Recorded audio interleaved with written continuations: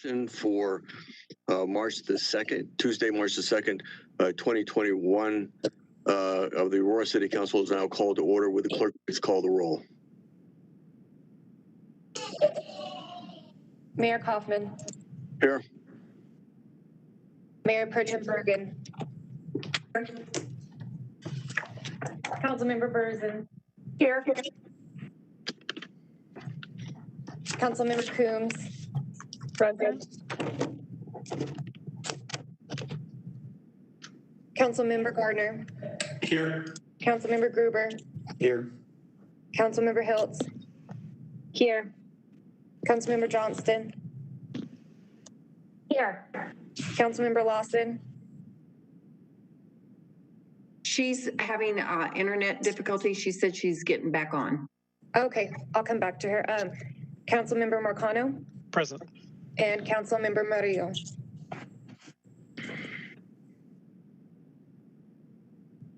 Councilmember Murillo. Okay, there's a quorum. Very well. We are here tonight for the purpose of being able to ask questions to the three members, the panel who conducted the independent investigation into the tragic incident of August 29th, 2021, that ultimately resulted in the death of Elijah McClain. With us tonight is Jonathan Smith, Dr. Melissa Costello, and Roberto Villaseñor. I called this special session because there was not enough time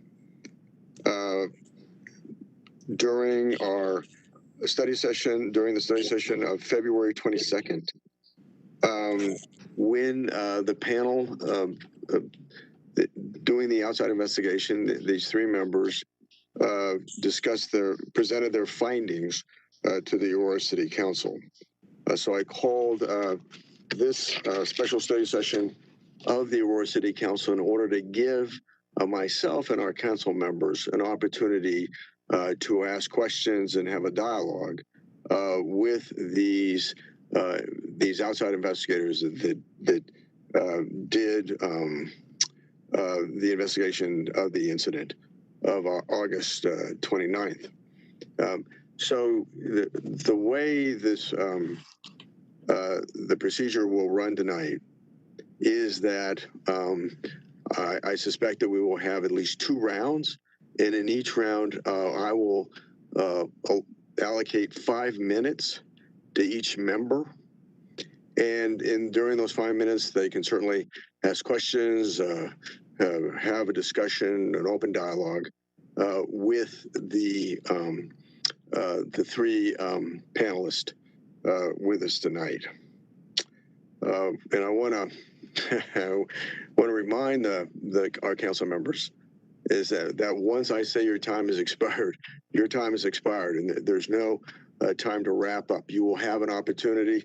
There will be an opportunity for a second round, and there may be an opportunity for a third round, although that time will probably be reduced below 5 minutes. We will have a hard stop at 8 o'clock.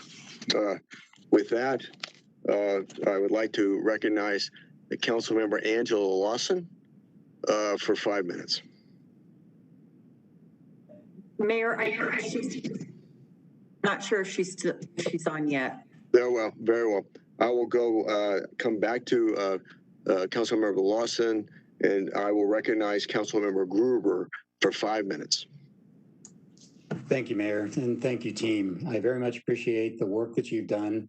I especially appreciate the recommendations. The death of Elijah McClain is a tragedy, and we need to ensure nothing like that ever happens again. So with that, you have my thanks. I do have some concerns, though, about the approach to the investigation. My understanding is that the city manager had hired an investigator prior to you, and council members on the Public Safety Commission decided that they did not want to use that investigator, and they interviewed or they sought for another group, and specifically a civil rights attorney to process this case. So, Mr. Smith, just the first question: in addition to speaking to council members during the interview process, did you discuss this case with council members during the course of the investigation? I did not know. Okay, thank you.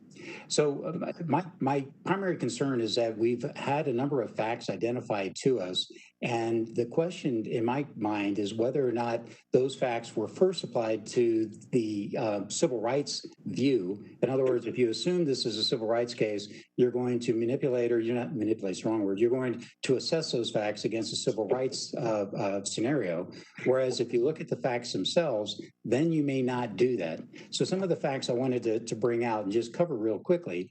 The first one is that the NAACP had awarded the city the Freedom Award, the Police Department a Freedom Award for the work that they had done with the NAACP and communities of color.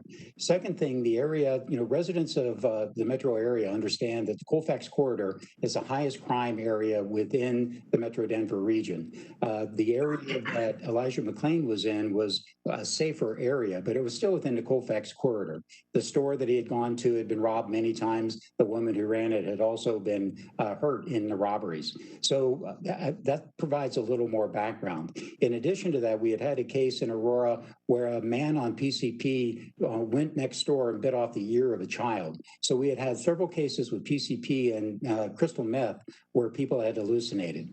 So having said that as a background, this case starts with a 911 call saying that a man was walking down the street with a mask pulled totally over his face. He had eye holes, he was wearing a jacket, and he was waving his arms in an unusual manner. The 911 call said there was no threat, there was nothing there. But, based on that, the police came. My contention, or I would like to explore this a little bit more, is that our training to the police officers, the city of Aurora's training to the police officers is that when you see or when you receive a 911 call, you must confront the person of the 911 call. That has since changed, but that was a requirement. So having said that, the police approached Mr. McClain, and when they approached him, and now I'm going to read from the district attorney's report on the incident. He said that the let's see. Let me go back to the right area. He said that the officers approached Mr. McClain and they said that we understand, or we received a 911 call. You're being suspicious. We have the right to stop you. And then, based on the analysis of the district attorney, there was let me jump again to another location.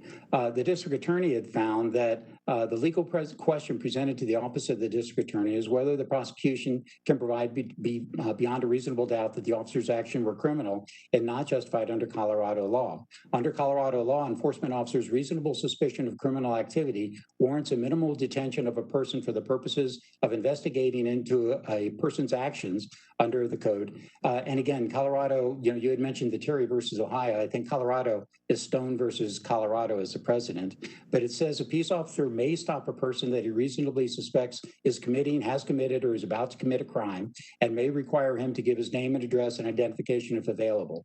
When a police officer has stopped a person for questioning pursuant to this section and reasonably suspects the person, the personal safety requires it, he may conduct a pat-down search of the weapons. And then the district attorney concludes whether reasonable suspicion for criminal activity exists is based on the totality of facts known to the officer. In addition, the officer's training and experience must be considered. Based on the circumstances present here, the officers had reasonable basis to not only stop and question Mr. McClain, but also pat him down for weapons to ensure safe contact with him. So, Mr. Smith, was the district attorney's review considered in your analysis? We looked at the district attorney's letter, yes. So, would you like me to respond, or is that the only question? Let me go on because we don't have much time. So I just wanted to point out the district attorney's findings. Now, again, when I believe that there were many, many mistakes made. I believe that the procedures that our police officers are trained in were incorrect, and I think that the key thing that happened that that the police officers didn't understand is when Elijah McClain said, "I'm an introvert. You must respect my boundaries." From what I understand, there's nothing in our police training or nothing in our policies where the police are trained to accept something like that. That was, in other words, if a person suspects that they have a mental something different than the average person, the police were not trained in that. So the police ignored that, but they followed policy. But they Councilmember Grover, your time has expired. All right, thank you. Councilmember Lawson. Thank you, Mayor. Sorry for going on late. First of all, I just want to say this report brings a lot of emotion and anger to me because Elijah McClain should be here today celebrating his birthday. And it's because of the blatant flaws of our police department, our EMS, and also our firefighters that were there, that he's not here. So my questions, I have 3 questions and I need some clarification on these if you could help me with this. The first question is on page 13, the PDF, you basically stated in here, in this particular section on implicit bias, that you couldn't determine that there was implicit, that bias played a role into this case. So let me ask you a question. The first question I have is, what is your interpretation of bias? Do you think action is bias? Because Elijah McClain was walking, doing nothing to anyone at all. He was playing his music. He wasn't doing anything. And then 3 officers came up to him and aggressively put him down on the ground. And would this have happened to a person who was white? I guess for me, I'm trying to understand what is, do you believe action is bias? Do you think that, what is your ideology of bias, specifically of how it pertains to this? And then my third question is regarding the major crimes investigation. Commander Dudley, I think, was still in the department until December, but you stated in the report that you were unable to get any kind of information from him or anything that could be concluded in this report. So I just wanted to know, why was that? And even after the fact, why couldn't he have some type of statement in here? Or is there statements in here that he made that maybe I'm not seeing in the report? So those are my 3 questions for this go round. So thank you, Council Member. I'll start and maybe my colleagues will join in. So we looked at this incident, and the mandate that we were given was twofold. Was to, in the first instance, to attempt to determine the facts as best we could from the evidence that was available. And then based on those facts, to do an analysis of whether there were systemic flaws in policy, in training, in the accountability systems, in other recommendations we can make to the city. You'll see that the report, we went into great detail looking at 2 primary sources of information: the videotape that was available to us and the interviews that were conducted of the officers. We looked at other things as well, but those were the primary sources of information to develop the facts. In looking at those sources of information, when we compared the behavior of the officers against the known research on implicit bias, whether or not the actions of the officers were motivated by their perceptions of Mr. McClain based on his race, we saw both in the officers and in the actions of the EMS staff, things that were consistent with that research. Items are consistent with that research. But there was no specific statements that were made that explicitly, where we could draw a conclusion that the officers, intentionally took the steps they took because of his race. But we did see behavior that was consistent with bias, implicit bias. Implicit bias is actually, in order to understand and study it, it would be more effective to do that looking at a broad range of other instances. If you saw a pattern of this kind of behavior and compared the way that African-American and Latinx people were treated as opposed to the way white people were treated under certain circumstances. So we identified implicit bias as an issue of concern. We drew the council's attention to the research on implicit bias. And we recommend that that question be looked at very carefully by the city to determine whether or not bias plays a role in the way policing services are delivered. And there are certainly, as we've noted, there are indicators that are of concern and the steps that should be taken in order to address those. Now, as to Officer Dudley, he was retiring as we were attempting to interview him. We had initial contact and made efforts to try to set up an interview. He left the department before we were able to do that, and he did not respond to further inquiries in order to set up, to establish an interview.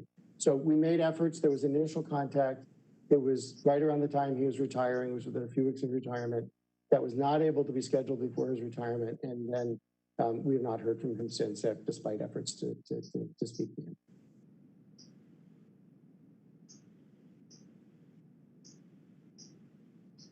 Okay, thank you, Mayor. I'll yield the rest of my time.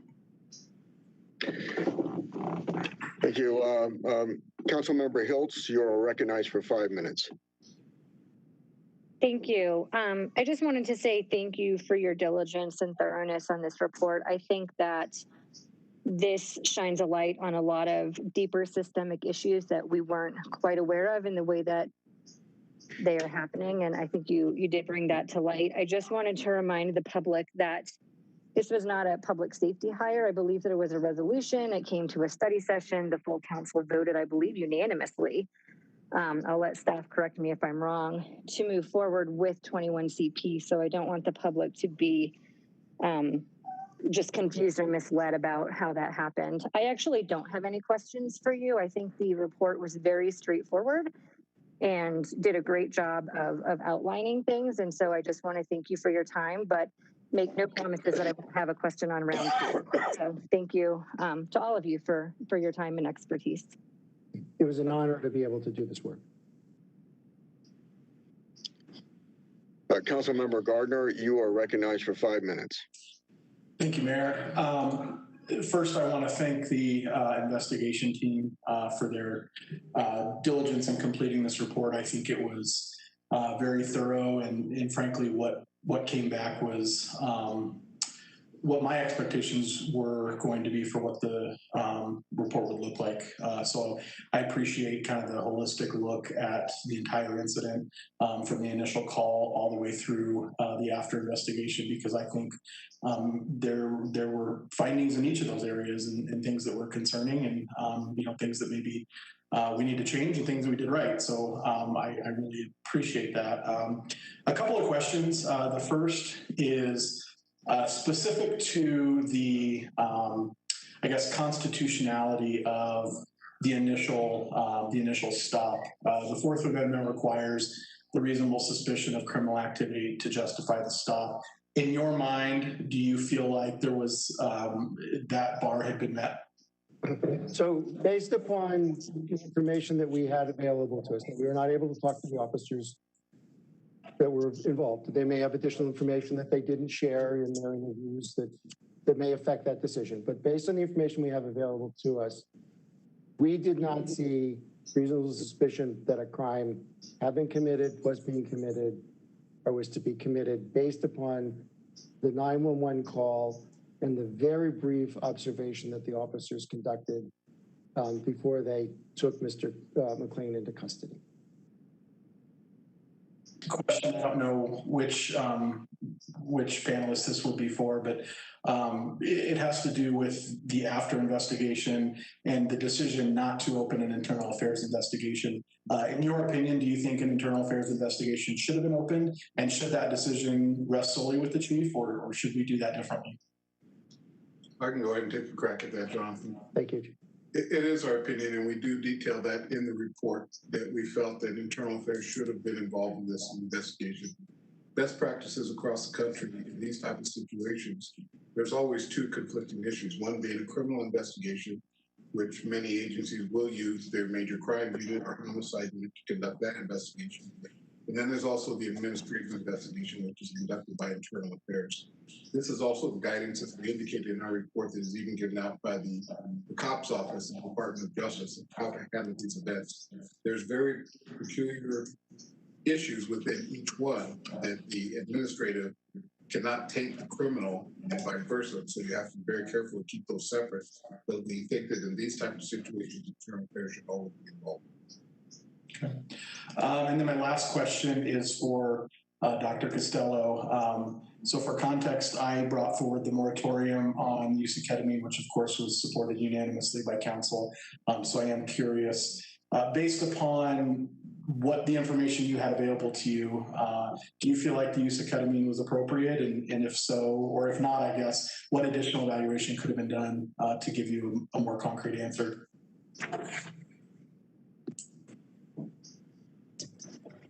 Ooh, what's going on with my, okay, can you hear me? I can, yep. Okay, great.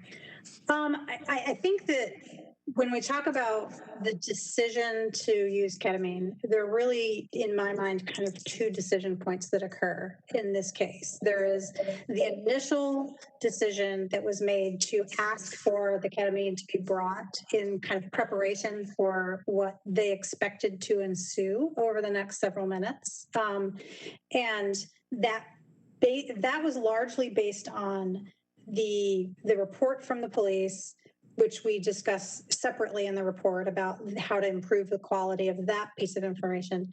And then what they got from their dispatch and their clinical experience and all of the other factors that went in based on basically their first minute or so of interaction or of observation.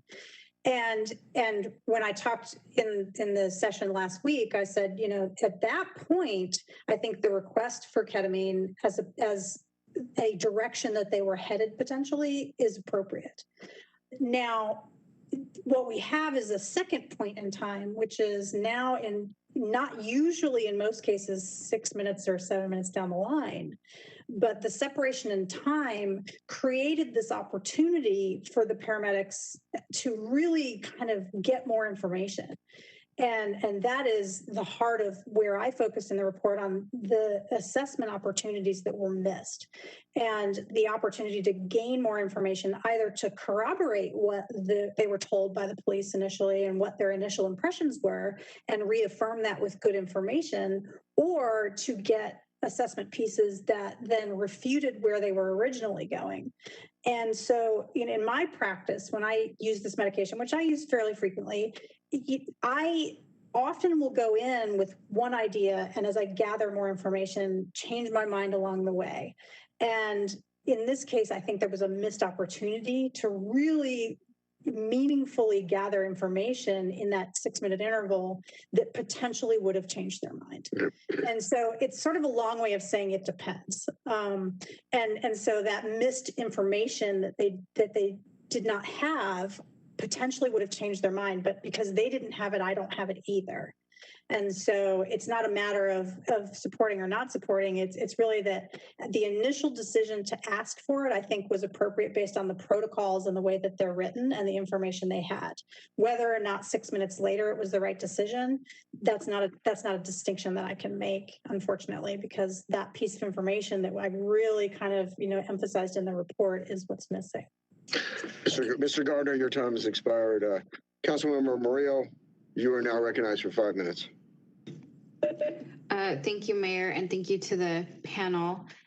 I'll just get to it. So can you just quickly remind the public of the role that this report plays in other investigations, the capacity for this report to potentially influence or impact other ongoing investigations? So we were careful to attempt not to actually influence or impact other investigations. This is a fairly complicated environment, as you know, in terms of the work that's being done that arises out of the death of Mr. McClain. There was the evaluation that was done by the state's attorney. There's currently a criminal investigation being done by the Colorado Attorney General. Colorado Attorney General has also opened up a pattern and practice investigation that will look at the systemic issues in the department and make decisions about whether there's patterns of violations of the law. In addition to that, there's the civil litigation that's underway by the McClain family. And there's been an investigation request for technical assistance through 21CP that's looking at some of the same sets of issues that the pattern and practice investigation is looking at. So when we undertook this work, because of the important rights of the individual officers with the pending potential, I'm sorry, I missed the federal criminal investigation. The FBI is also conducting a criminal investigation. So we were sensitive to the important rights of the officers in those proceedings and the interests of the people who were investigated for the purpose of the criminal investigation. To avoid creating a conflict, we looked at the record that was available to us. We offered the officers an opportunity to meet with us. We didn't ask the city to compel their testimony, and that would have, I believe, would have been inappropriate for us to do so. And we did not reach ultimate conclusions on some of the issues that are going to be resolved in those other proceedings. Our goal was to do a sufficient analysis to identify the facts and then do a sufficient analysis of those facts that we could make recommendations as to how the department could improve on those things that we identified as systemic issues that arose out of our investigation. Okay. Thank you. Sure. So just for context there, I'm running out of time here, but my next question, and might have to pick this up in the next conversation, is on the term excited delirium. At least in the research that I've done, there seems to be some controversy over that definition. And if you guys are hearing some feedback, you might want to mute. I've gotten some feedback today that might be the case. So, but I guess it's not a term defined in the DSM-5. It's a term that I've believed to have some, I guess it's kind of a catch-all diagnosis. And so I'd love to explore if that is a common diagnosis, and if there are any patterns in this diagnosis in terms of outcomes, if that's, just overall, are there any patterns in outcomes with this particular diagnosis? I assume that one is for me. There is some controversy around excited delirium as a diagnosis, and there's a lot of literature out there. Initially, in my initial sort of drafting, I got pretty far in the weeds on some of this, but it was really beyond the scope of this particular project to really evaluate the veracity of that and the validity of that diagnosis. There's tons and tons of academic literature about that you can dig into if you need something to read at night. But it is certainly, for the purposes of our analysis in this case, it wasn't so much a matter of getting into the medical controversy surrounding it. For the purposes of Aurora, it exists in their protocol. And so from the standpoint of looking at the case, we followed that as the presumptive diagnosis that was made and the treatment pathway that follows from there. And so, believe me, I can talk for hours about all of the academic literature, which I'm 100% sure you do not want me to do. But as far as patterns in these patients, what we do know is that even with the best possible intervention in the cases of true excited delirium, is that there's a fatality rate that runs around 10%. And so it is an illness that we find disproportionately in communities of color and disproportionately in patients that have other history. And so it is a population that already is at risk when they encounter this environment. And it's certainly an area that's ripe for further exploration on many, many levels. This case, we just touched on it because it was the presumptive diagnosis and the protocol that they followed. And we treated it essentially outside that level of controversy because it exists in the protocol. Councilmember Aurora, your time has expired. Councilmember Johnston, you're recognized for 5 minutes. Thank you, Mayor. And thank you to the investigative team, not only for the investigation, but also for the recommendations. I found that particularly helpful. I want to talk a little more about the internal affairs process. During our during the press conference, there was a question to our chief about you not being able to interview the officers because of the ongoing criminal investigation. Would that preclude, could our chief still pursue from this moment on an internal affairs investigation, not to have maybe those comments used criminally potentially? I know there's some rules with that, but just to kind of dig in more with our processes. I guess this would be a question to the chief on the team. Your thoughts on that? Yes, well, the way that Aurora is set up right now, the chief is the only one who can authorize internal affairs investigations, which one of our recommendations was to move away from that and to make internal affairs some automatic participants in certain investigations, such as officer-involved shootings or in custody deaths. The concern that you're hearing about is the issue of if you mandate an employee to give an interview or to take a statement, then that could take any criminal proceedings that are ongoing, which is why they would stay away from them right now, and why most agencies separate the investigations and don't proceed with the internal affairs investigation until after they know what the result is going to be for the criminal investigation. As to whether the chief could do something after this is all over, that's really going to be the chief's call of the city, response to do that. But what we were recommending in the report states is that we feel it should be an automatic inclusion of internal affairs in these type of situations. Thank you. And I have a follow-up. On the Force Review Board on page 9, you had talked about making some changes to that. And one of the recommendations our current chief is pursuing is having some community members as part of the Force Review Board, and just wanted to get your thoughts on that. I know you said that there should be changes, but specifically to having some community members. I have seen that in several jurisdictions, and that is, in my opinion, it's always a good thing to involve the community when you're looking at the operations of the police department, and even to involve the community in formation of training. Issues where the community is affected, they should have a say. So I don't see a problem with that. If that's a method that the chief is going down, I think that that's a good decision, but that's going to be her call and your guys' call.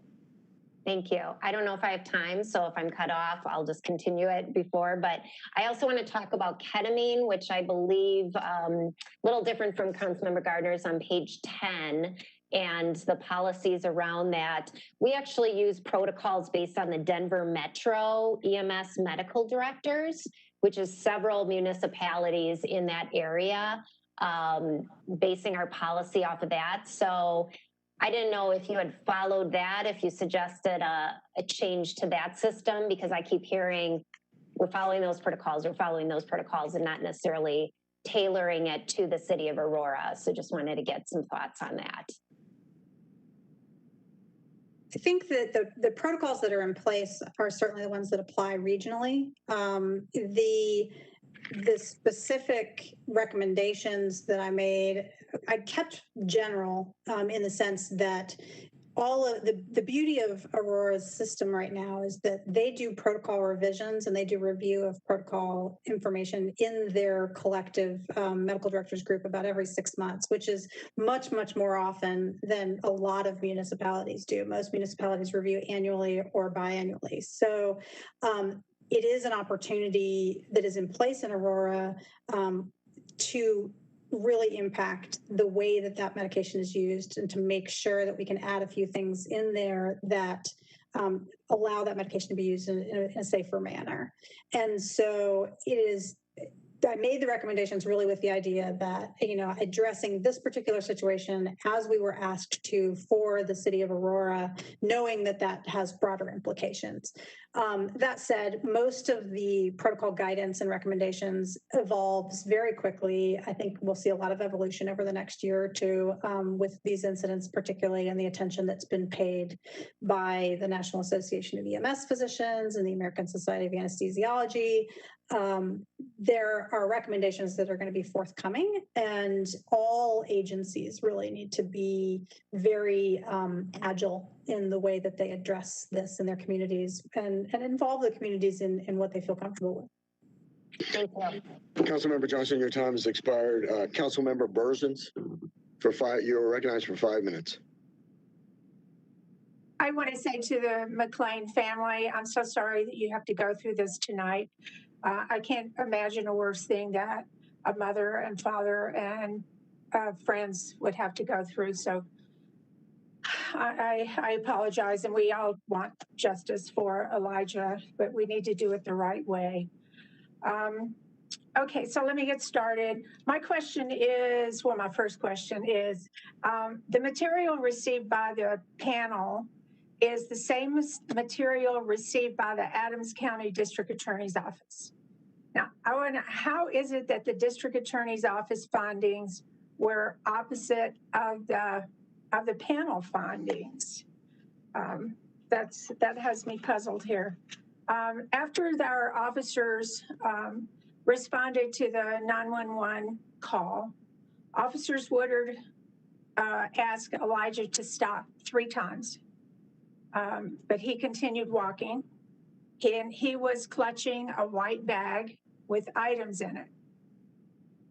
Officer Redina said, "Stop, sir. Can you please cooperate? We're going to talk to you." And then things escalated, and he was taken over to the grass to get off the hard surface. Then they kept on. Redina said, "He's going for your gun." And they took him to the ground. I understand that there was one, I forget what you call it, that didn't work. So somebody else did the chokehold. And according to your chart on page 120 on the excited delirium, he displayed several symptoms according to your chart: sweating, agitation, excessive strength. And you did say you read this report. Somebody else asked you earlier. I was going to ask you, but I got beaten to it. Another point I'd like to make is Dr. Stephen Sina did the forensic autopsy. And I did some research on him. He has over 30 years of autopsy experience, close to 7,000 autopsies, and he does testify in court and depositions.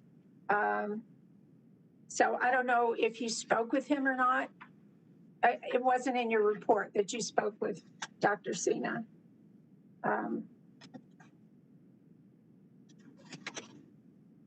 In addition to being his specialty as a forensic pathologist, he also has a fellowship in surgical pathology at Johns Hopkins Hospital. So, you know, he seems to be a person that would know what he's talking about. So according to him, though, he found that the ketamine, well, he found marijuana and ketamine, but that the ketamine was in therapeutic limits. It was at 1.4, and the acceptable limit is 1 to 6.3. So that was acceptable. He said the matter of death was undetermined, but a combination of intense physical exertion and a narrow left coronary artery contributed to his death. Now, I didn't see anything in your report about his heart condition. Maybe I missed it because it was a long report. Was there something in there about his heart condition? No, I didn't specifically address the heart condition in the report, largely because I'm not a forensic pathologist. And so my expertise, and believe me, Dr. Sina and I trained in the same place, so we will. I absolutely defer to my forensic pathology colleagues as far as determination of cause of death, and I feel fairly confident, just based on what you've told me tonight, that if there was a way to determine a cause of death, if there was an answer to this puzzle, he would have provided it if it had come from the autopsy. And so I think, based on just personal knowledge, not of Sina particularly, but of my colleagues that are forensic pathologists, they really, really want to give an answer to a family. And if there is an answer that they can back up with the data that they have, they will provide it. And so it's a very difficult position for them to say, we're not sure. Well, Councilmember Burns, your time has expired. Thank you, Mayor. Councilmember Marcano, you are recognized for 5 minutes. All right, thank you, Mayor, and I would like to extend my thanks to the panel for joining us this evening. So I just want to dive right in here since we are on a clock. My first question is a bit of an inconsistency, I think, in one of the recommendations. Based off the context of our conversation, I think it's just a typo, but I just want to run it by y'all to be sure. So the recommendation is that the panel believes this case should have been referred to Internal Affairs for review and strongly urges the city to consider the important role of Internal Affairs reviewing all officer-involved deaths. You then talk a bit about what Major Crimes' role is, and then what Internal Affairs' role is. Then you state the current policy that requires the chief to open an internal affairs investigation places the chief in a difficult position and limits the likelihood of review by the department for compliance with policy. So the way I read that, it seems like you're basically saying to use internal affairs, but then advocating against it. So was there a typo somewhere where we meant to talk about major crime instead of requiring the chief to go to the chief is required to go to major crimes instead of internal affairs? No, I don't think it was a typo. It may be a lack of clarity, although, as you pointed out, it is a long report. What the current procedure now is that an internal affairs investigation can only be opened if the chief first authorizes that there be an internal affairs investigation. Okay. That is unusual. I've looked at some 30 departments around the country. I've never seen that particular provision before. Internal affairs should have a self-starting authority, so whatever comes to their attention that might be a violation of policy, they should be able to investigate without having to get permission from the chief. And they should always investigate incidents where there's been serious injury or there's a death that arises out of those incidents. The problem with the policy now is that the chief has to be persuaded that there's a reason to investigate before the investigation even occurs. That puts her in a double bind because she's also the consumer of the investigation.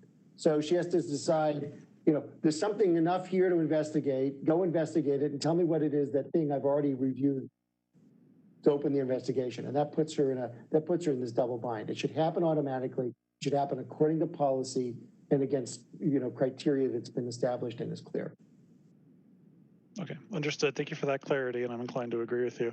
Sure. My second question, also on internal affairs, is that it is not currently a transparent process, and a critical part of what our community has been asking for is transparency into the department and how it handles these kinds of investigations. But again, sending matters to IA kind of puts a lid on the issue while the investigation is underway. So my question to you is, how would you recommend that we make this process more transparent for the public? So I think that there are lots of models around the country. There may well be, I would use some caution before you made every aspect of internal affairs public, because internal affairs ought to have a reach that gets to conduct of officers that is non-punitive, that's just simply corrective conduct, to conduct of officers that might result in their termination from the department. And if you are unable to counsel officers and correct officers, move them from one position to another, if that's placed under scrutiny, then that can be a challenge. I think that there are a couple of other things that can provide a lot of transparency in the department that is to be very effective. I think the idea of the monitor that's been proposed, if that's properly constructed, where the monitor has independence and has the proper authority to engage in the kind of program audits that are necessary and that those program audits are made public, that you can provide a lot of transparency to that process.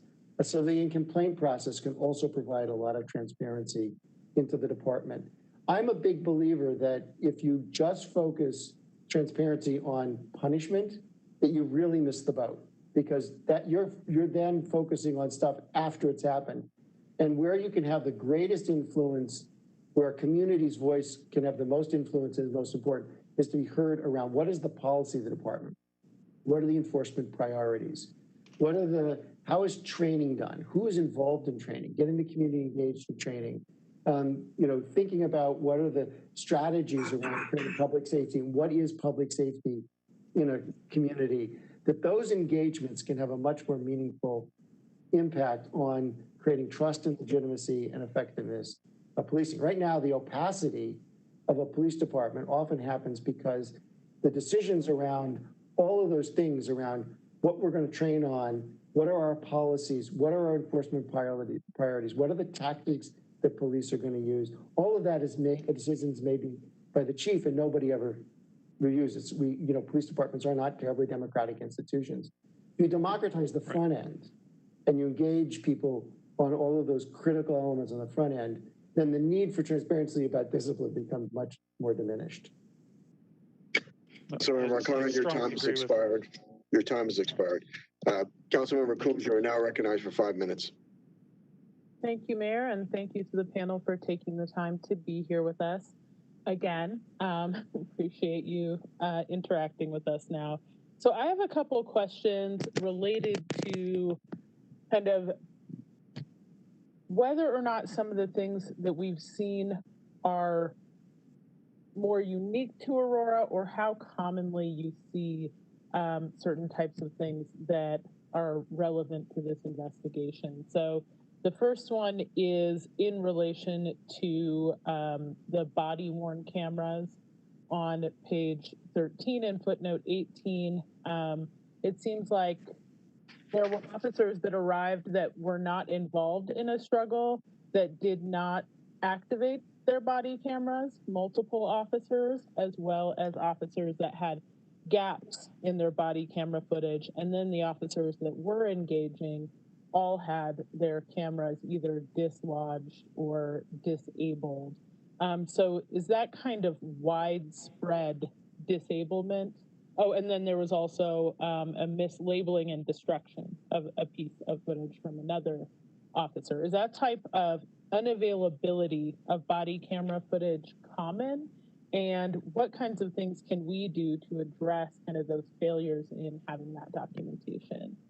I'd like to address that somewhat. You do see a lot more police work because of body-worn cameras these days, but unfortunately, when you have physical altercations, the possibility of a camera being knocked off or being obscured is not uncommon. I'm not going to say it happens all the time, but it's not uncommon. I've seen it in other jurisdictions. The issue of making sure that every officer turns their camera on is something that every department struggles with at times. And for some departments, these are fairly new mechanisms and fairly new devices. And actually, it's going to take some time, and it's going to take some accountability measures that there's consequences when that does not occur. And I see most agencies put that into place.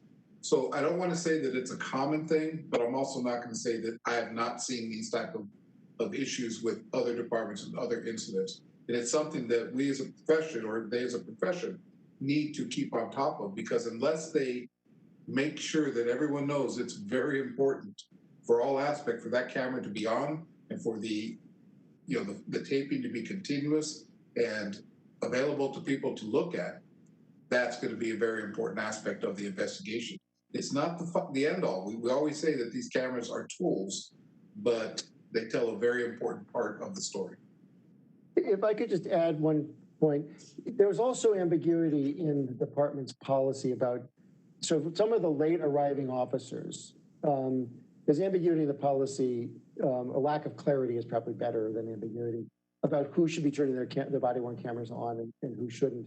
And I think if you look at sort of model policies around the country, they're much more richly detailed than the policies, than the directives of the Aurora Police Department. And I think we found that to be actually true in a number of the critical policies that were relevant to this particular incident, that the kind of guidance that it provided officers was insufficient to actually provide the clarity that they needed. So I don't know that that resulted in anything happening or not happening that night, but it's certainly, if you're going to hold people accountable, if you're going to train to those policies and hold people accountable to those policies, the greater level of clarity and the reduction of as much ambiguity as you can, and the more richly detailed that they can be, the stronger your ability to actually train people to the standards that you want them to behave to, and then hold them accountable to those standards. Great. And then the other question I have, and I don't know if this is something you guys visited, is around Aurora's refusal to obey a lawful order law that we have on the books, because on page 25 to 26, Officer Rodima talks about the fact that McLean was disobeying all orders, and that was why he thought that he may have had folks going hands-on with Mr. McLean, was that refusal to obey. So do you see that type of law on the books in a lot of places? And if so, do you think there may have been any contribution to kind of the violations of civil rights that you discussed in the report? So that law is relatively common. I've seen that in a large number of jurisdictions. The chief may probably have seen it in Tucson and other places where he has worked.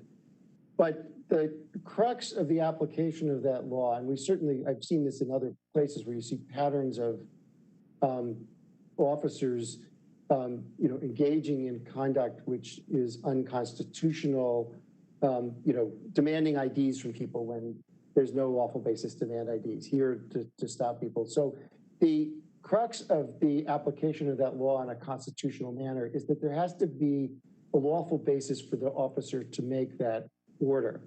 Under our constitutional framework and under the Constitution of Colorado, an officer who approaches you, you do not have to stop. You are free to go if an officer wants to encounter you, unless there is reasonable suspicion that you've committed a crime, you are committing a crime, or you're about to commit a crime. And so that right to go about your way, which is enshrined in our Constitution and recognized universally by the courts, would mean nothing if it is overcome simply by an officer saying, you must stop. And at that point, you've converted every encounter from a voluntary encounter to a minimum a Terry stop or possibly an in-custody arrest.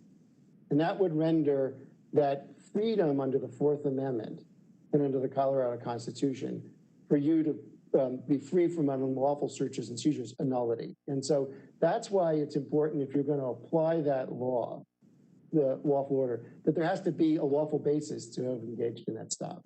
And then under the Constitution, if you've got that lawful basis, then under the Constitution, an appropriate amount of force is authorized in order to do that investigative or Terry stop and to conduct that frisk. But without that lawful basis, you can't convert that lawful basis just simply by saying, I told him to stop, he didn't stop, therefore every consensual encounter becomes, a Terry stop or an arrest. Councilmember Coombs, your time has expired. Mayor Pro Tem Bergen, you are now recognized for 5 minutes. Thank you, Mayor. And thank you to the panel for the thorough investigation. I know it was a really difficult case and a very tragic death that you had to investigate.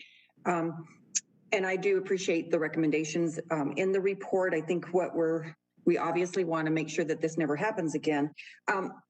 I think, the whole point of every step that went along the way is based on that stop.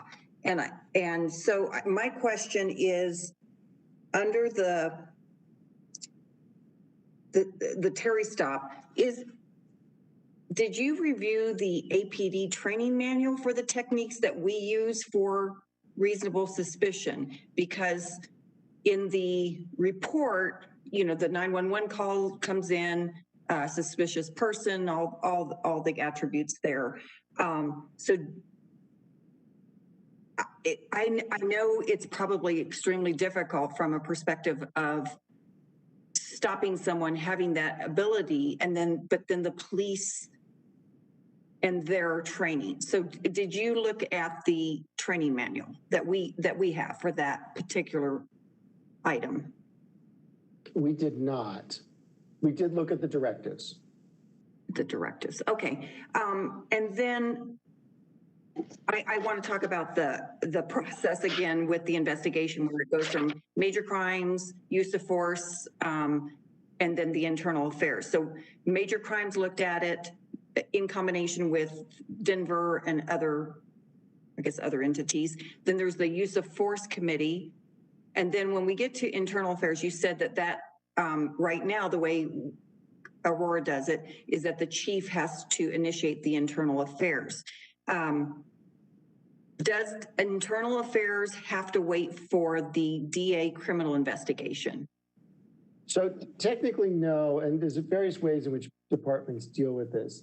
So, and it's important to just untangle what each of these things do. Major crimes is there just to determine whether or not there's enough evidence to send to the DA of whether a crime has been committed. And so that is a sort of a specialized function.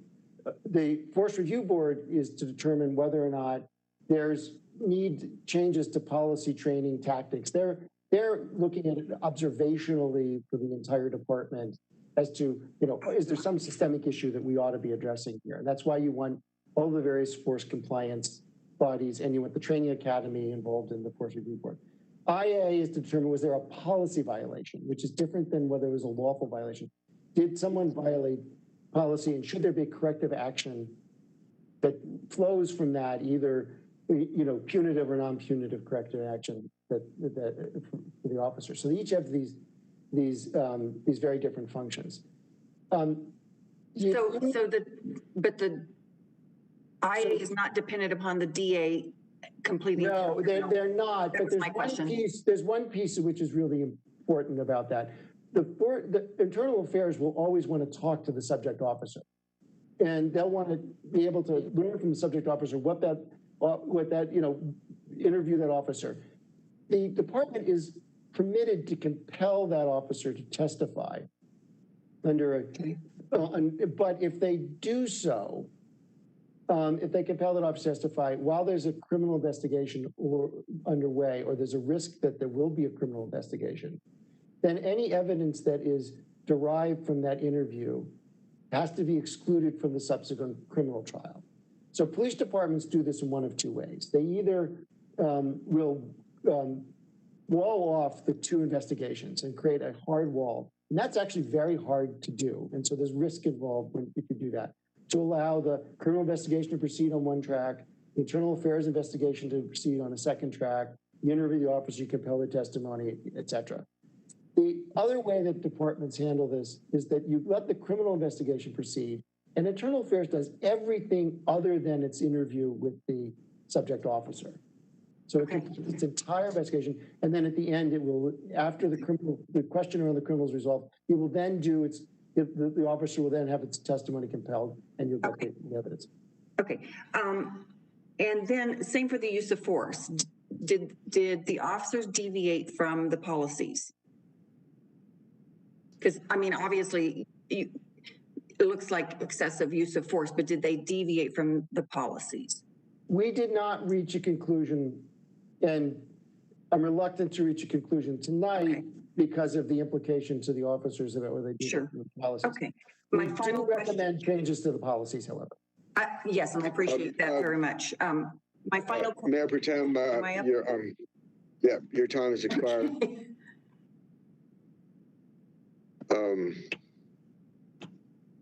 I recognize myself for 5 minutes. Dr.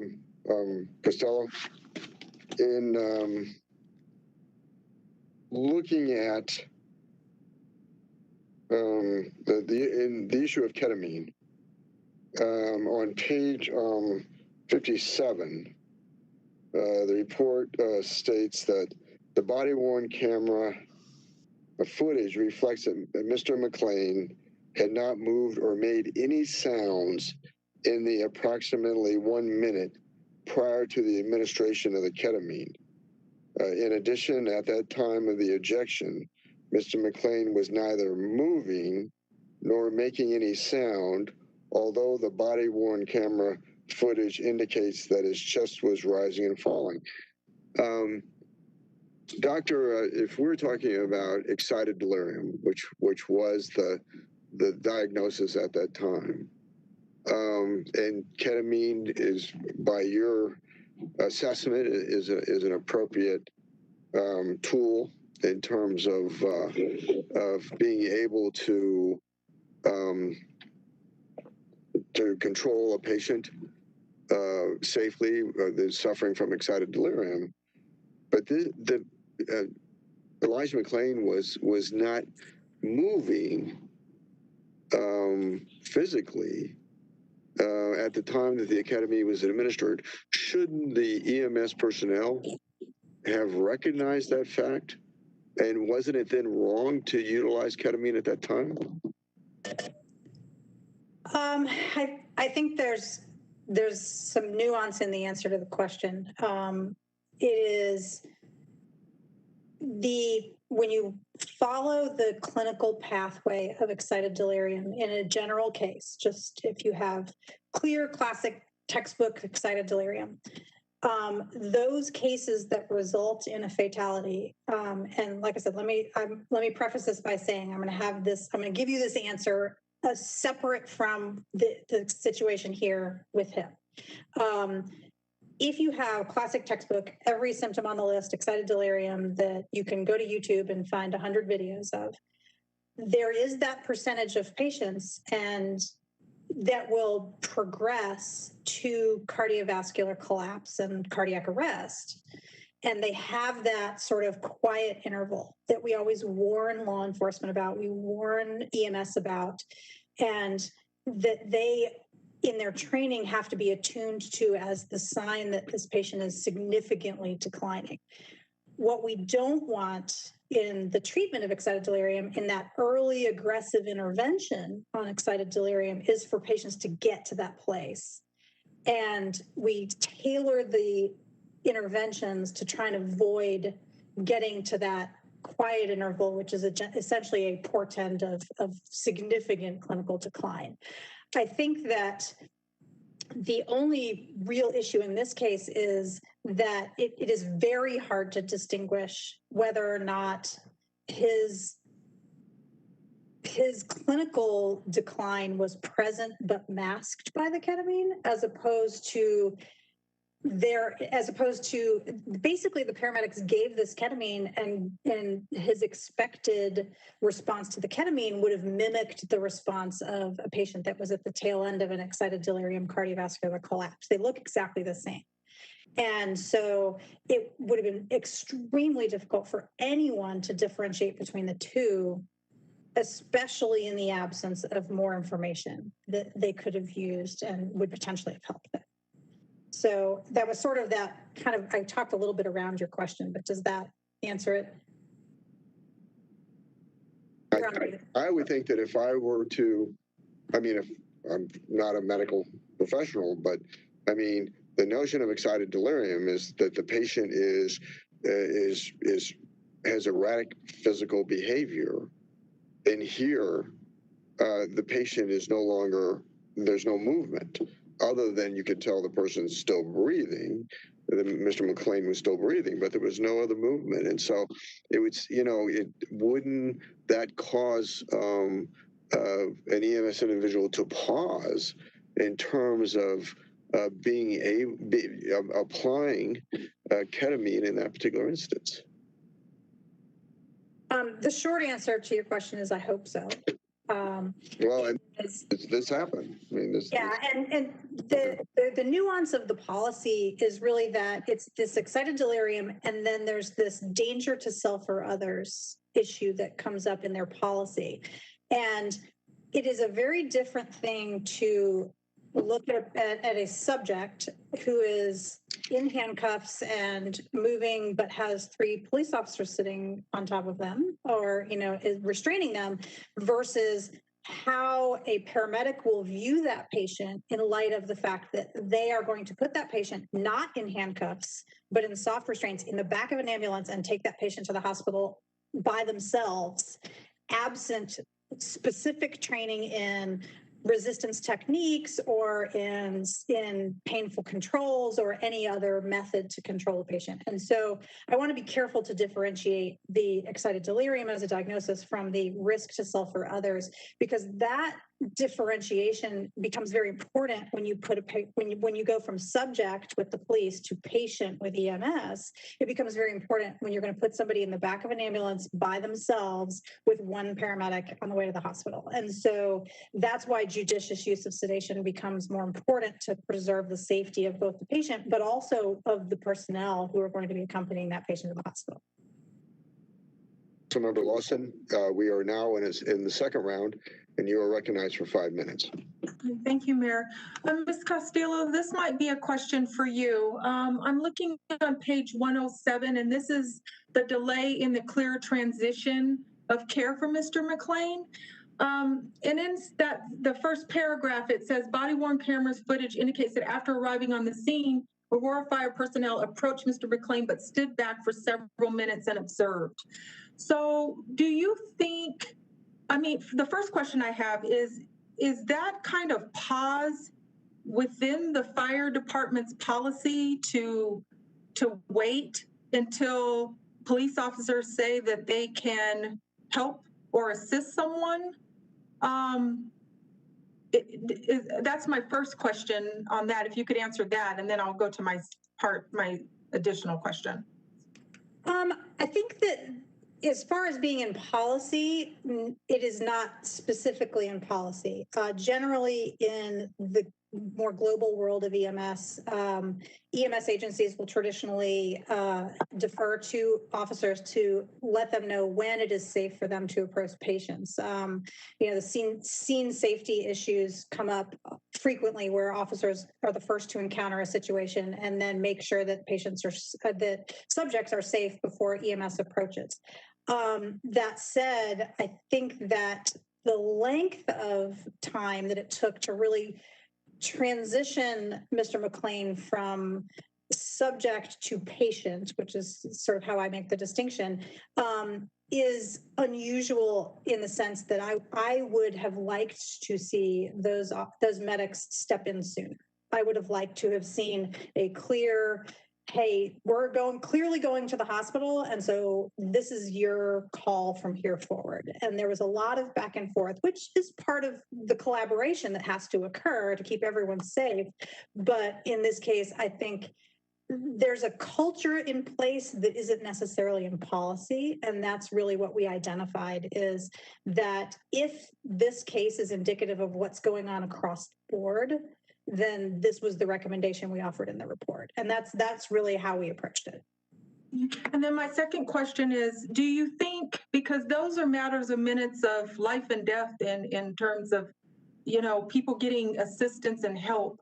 When Mr. McLean said that he couldn't breathe and he was gagging. And I know you said that excited delirium was kind of intact at that time.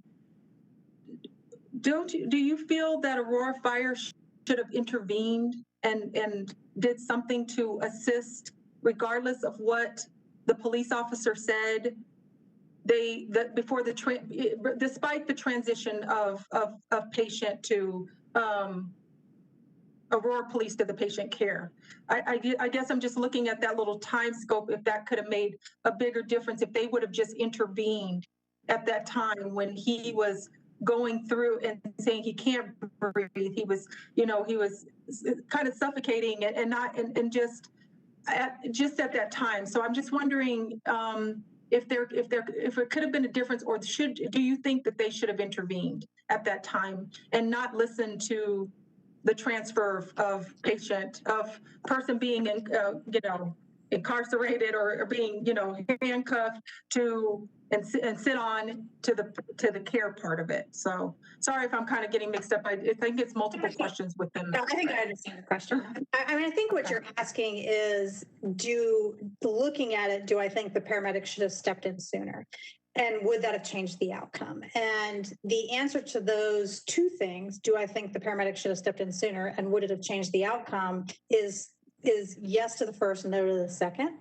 But that's just based on what I saw. And I would love to have more information. Obviously, I would love to have had a nice, you know, monitor tracing or a nice, you know, but so much of this that is centered in policy and in the transition and in the relationship between law enforcement and EMS on the scenes where these patients, in the situations where these patients have to be transitioned and are still continuing to have issues. The officers now are sort of held by this duty to act, to step in, and it was where I referenced in the report the language. I want to make sure, and I really want the EMS agencies to come away with a sense that they have a responsibility based on their medical knowledge, based on what they have in their education that is not necessarily in the education and training of the officers, that if they feel there is something going on that doesn't fit the picture, that they feel empowered and protected to step in.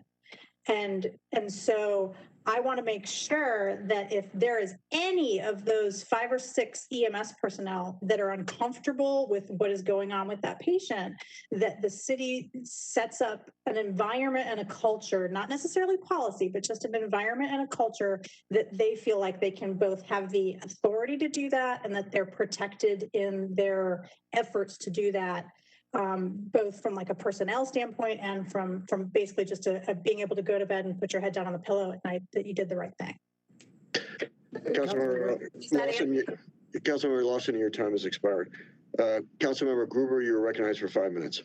Thank you, Mayor. I want to thank you again for the recommendations, and I want to thank the police department for the changes that they've made based on what they've learned through the Elijah McClain case and the tragedy that happened that night. I would like to review some of the information that's been discussed so far. You know, as we mentioned earlier, council hired a civil rights attorney to conduct the investigation, and as was stated earlier, the first thing that was looked at was the elements of implicit bias to determine whether this was an implicit bias case. I still have a bit of an issue with that. I would have preferred to have followed the facts to see where they go. But let me go to the next part about the internal affairs. The question there repeatedly comes up as to why didn't the chief make the decision? And again, it wasn't Commander Dudley, it wasn't the Vice Chief O'Keefe, it was the Chief of Police, Nick Metz. Why didn't he make the decision to go to internal affairs? Can you tell me what he said when you asked him? So we did not speak to Chief Metz, and he had left the department by the time that the decision was made not to send it to internal affairs. Our recommendation actually doesn't matter on why the chief decided or not to decide it to internal affairs. So we did teach Chief Wilson about this and did get visibility into what happened. All right, thank you. The policy was broken. Can I say, because twice you've raised the question. I'm sorry, I have many more questions. I have many more questions to go through. So if I may, I want to jump to the investigation itself. So for what I understand, there was the investigation book on this is over 600 pages, and it entails every bit of discussion that occurred along the way and all of the evidence. Did you have access to that?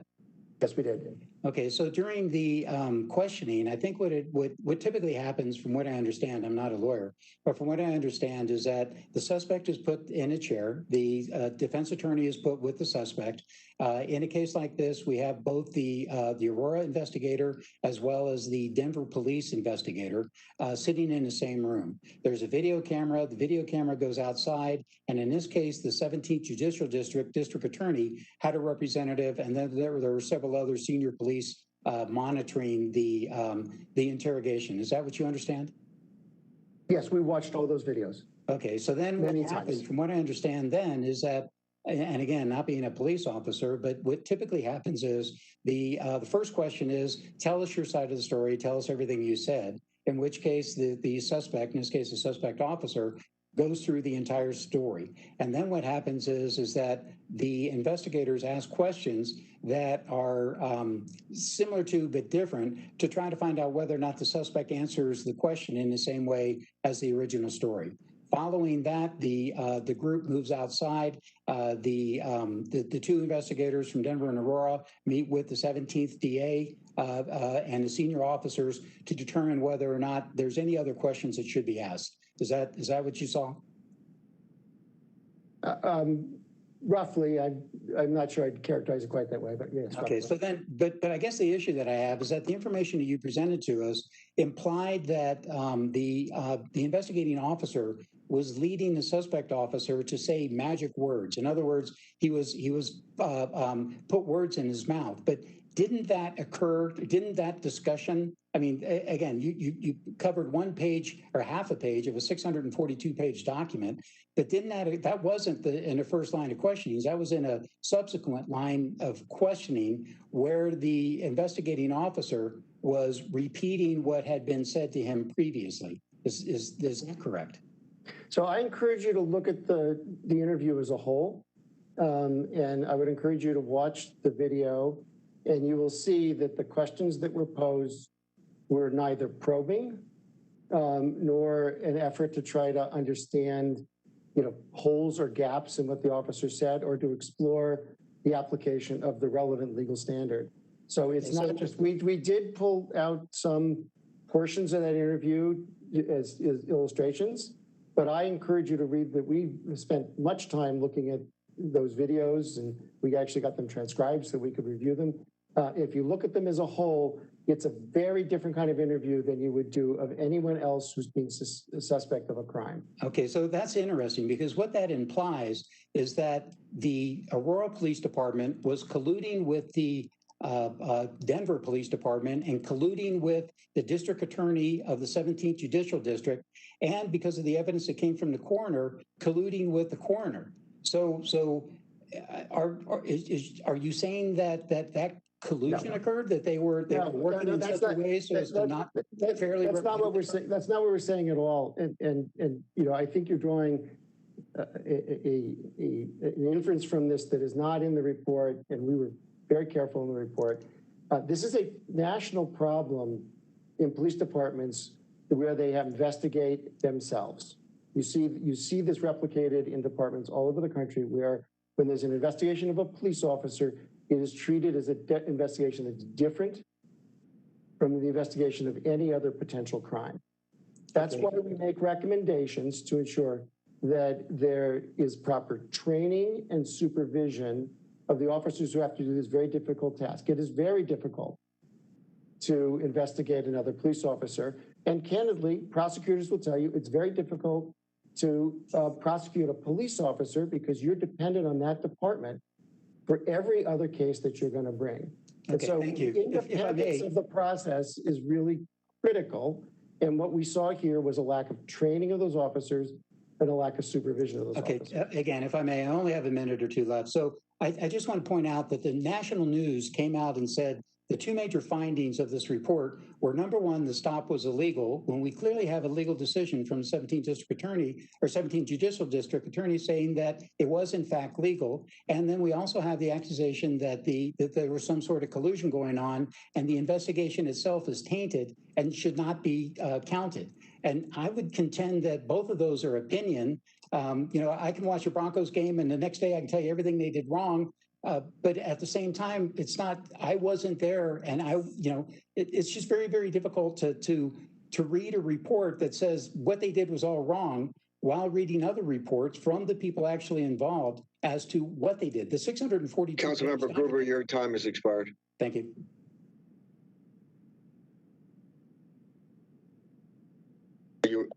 Councilmember Hiltz, you're now recognized for 5 minutes. Thank you very much. I had just two follow-up questions on some comments that were made previously. One, I just wanted to clarify, who was chief when the decision not to go to IA was made? I missed it in that conversation. It would have been Chief Wilson. Okay, that's new to me, so thank you.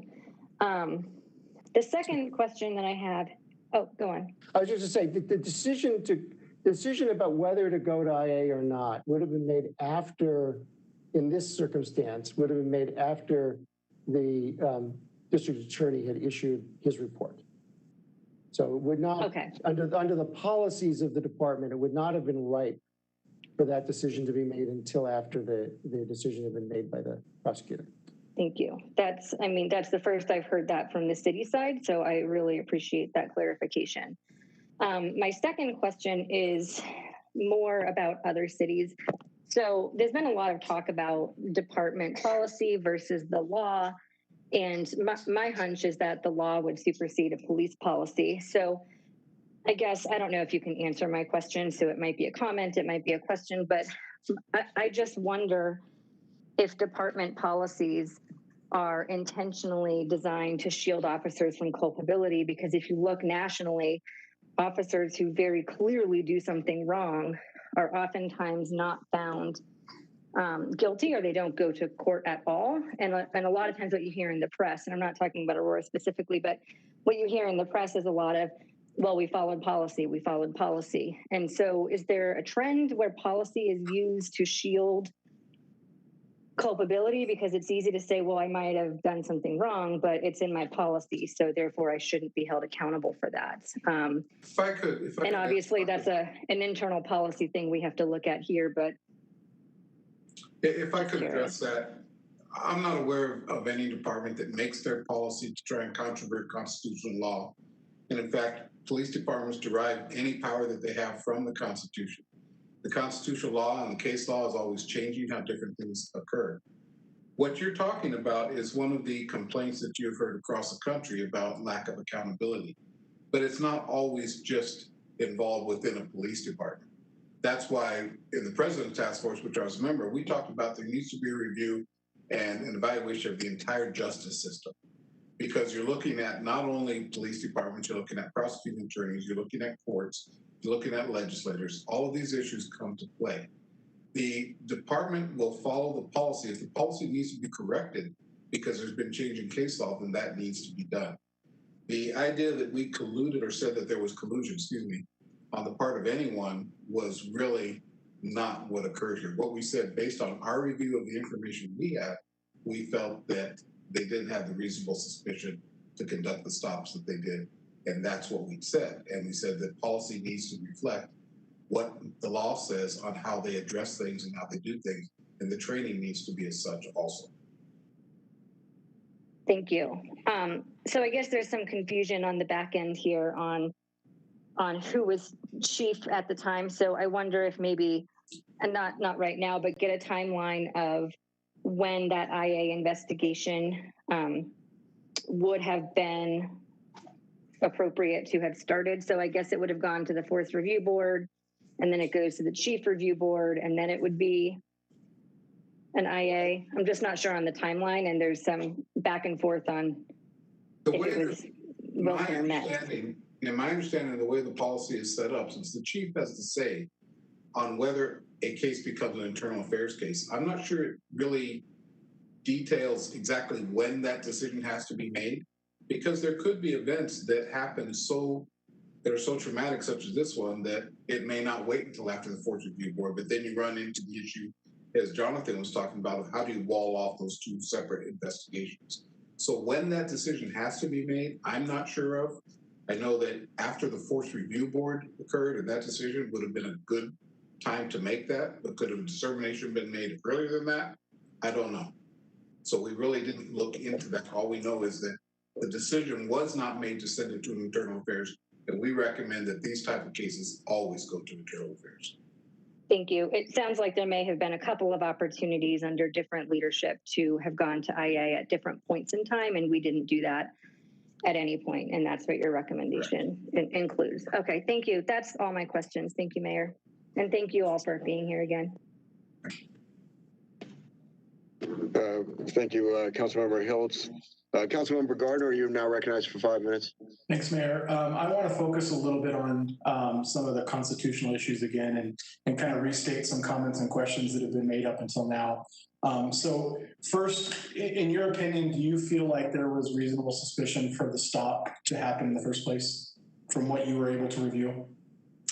No. In what we were able to review and in the interview with the officers, reasonable suspicion was not apparent from the video, nor was it articulated by the officers. Taking that to the next step, when Elijah McClain was arrested, was there probable cause for an arrest? Similarly, it's not apparent from the videos, and it was never articulated by the officers in their interviews. My next question, is there a constitutional requirement to stop if a police officer tells you to stop? No, there's not. I mean, in fact, you have a constitutional right to go along your way when you encounter a police officer, unless that officer has reasonable suspicion that you've committed a crime, you're about to commit a crime, or you're committing a crime then. And then my last question is kind of a follow-up to what Councilmember Hilt asked, but does police training supersede constitutional requirements? No, the Constitution is the fundamental law of the land. It controls what officers can and cannot do. Well, I appreciate those answers. It appears some of my colleagues, the Constitution is only, it's just when they want to use it when it's convenient for them, because there were several constitutional violations that happened in this stop, and they don't seem to mind that. So that's all for me. Thank you, Councilmember Gardner. Councilmember Murillo, you are now recognized for 5 minutes. Thank you. And just again, if you hear an echo, just mute yourself. It's whatever tech issues. Just to follow up to Melissa Costello around the excited delirium. You mentioned disparate impacts of the diagnosis of excited delirium. Though it wasn't the scope of this particular investigation, would that be a recommendation of yours for us to, and the police department to look into that validity or look into that diagnosis as a legitimate diagnosis in our police department? I think we're far beyond what the scope of this was. And this is something that when you look at this diagnosis, really what the research is hunting for is either a genetic predisposition, or is there a medication combination, or is there a sensitivity in the brain. There's tons and tons of very, very high level academic neuroscience research going on, well beyond the scope of the police department as far as education and training for the officers and for the paramedics. I hope at some point we can, in the future, we can really find the thing that is the answer to why certain people have excited delirium, and some people don't. There are patients that can, have psychiatric issues and substance abuse their whole life and never experience this, and we don't know what the difference is. It's the same thing as there are people who will have a glass of wine and do fine, and there are patients who develop alcoholism, and we don't know necessarily what the difference is between those. And that really is going to be the long-term future answer to this problem is we may be able to identify a population that is at risk and help develop policy around that, but we're definitely not there. And so from the standpoint of the scope of the city and from the standpoint of the police department and EMS, it's not something you can build policy around. It's just you have to make sure that your assessments are valid, that we're corroborating the information we get from the officers, that our handoffs are smooth, and that we're getting good information being delivered and being heard, so that we can do the best for the patient. Councilmember, if I could just add something very quickly, because I'm worried a little bit about this discussion. The report does not reach the conclusion that Mr. McClain had excited delirium. And in fact, the evidence that we observed on the body cam video creates at least a conflicting record about the symptoms that were reported. Things like, did he have extraordinary strength? Was he, constantly fighting with the officers? What we know is that you heard the officers have a perception that he was engaged in those behaviors, and when you see it on the body cam video, you see him struggling to breathe and he's vomiting and to get out of the way. So there's no there's no conclusion that was reached that he had excited delirium, or that even the symptoms that are consistent with excited delirium were actually happening or were just perceived by the officers. But for all intents and purposes, I mean, it sounds like that was the prevailing understanding of the officers involved of what that diagnosis would look like. Is that fair to say?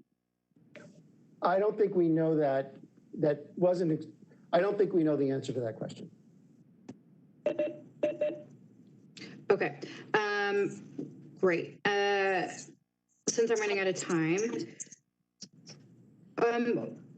we are, I guess it kind of, to me, like begs the question around who determines the validity or I guess best practice of our policies. You know, they're alluding to whether or not like this is actually something we investigate or is of specific concern in this conversation around the excited delirium. You know, but if there are disparate impacts that certain policies have, who determines, you know, whether or not that's the case? That really is not what our scope was about. We recommended that these issues be looked at, best practices be followed. I know that there are other inquiries, reviews, and investigations ongoing that may actually look into that and provide to the department and city recommendations on best practices that they're finding throughout the nation. And then it will be up to the department and ultimately, I guess, the council to decide, yes, that's the practice we want to adopt for the city of Aurora. And I can answer that. Really, the prevailing, let me back up.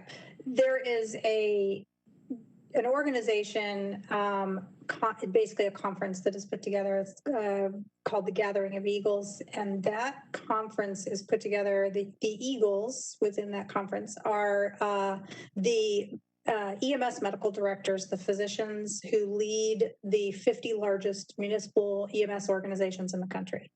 And that conference is an opportunity, along with the information that comes from the National Association of EMS Physicians and the American College of Emergency Physicians. Those organizations are the ones that sort of lead the best practices and the changes that occur in policy. And the community of EMS board certified physicians, the physicians that lead EMS organizations around the country, is a very small community. We all to some varying degree kind of know each other. And when change comes out, when policy or good data comes out that evidences that it's time for best practices to change, that gets dispersed relatively quickly. And Aurora is fortunate to be participating in kind of that Denver Metro consortium because of the fact that it qualifies them to be participating in this larger organization that is very, very aggressive about dispersing policies and changes that need to be made in response to these types of issues. Councilmember Moreo, your time has expired. Council Member Johnston, you are now recognized for 5 minutes. Thank you, Mayor. And thank you to my colleagues. You're asking really great questions. I'm like, oh, I have a new one. And then someone asks what I'm thinking. But Dr. Costello, I really want to say that I'm very interested and glad with your expertise on EMS and ketamine. It was definitely an area of interest for me, and I appreciate that.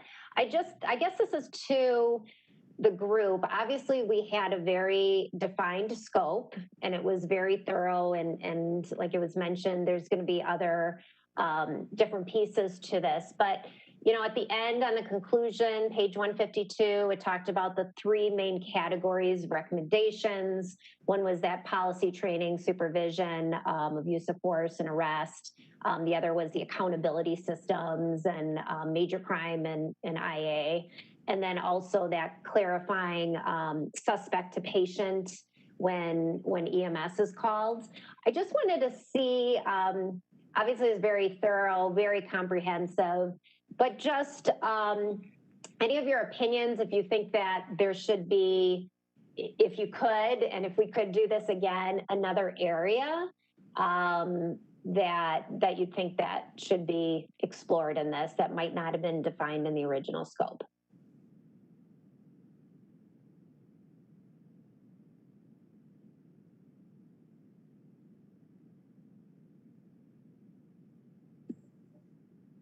from the medical side, it's very hard to think outside the scope. It is, especially in the face of the other investigations going on, and the medicine side of it is unique in the sense that there's two aspects of it that are unique. One is that there's a whole area of civil litigation that can occur on the medical side that is separate from everything that's going on right now. And so digging on that side potentially exposes people to risk. The second piece of it is there, and I talked about this a little bit in our initial presentation and in the subsequent interview with the press, is that the idea of continuous quality improvement in medicine and the way that we evolve and the way that we learn from things we've done in the past is through that quality assurance process and through that peer review process, which has very stringent protections. And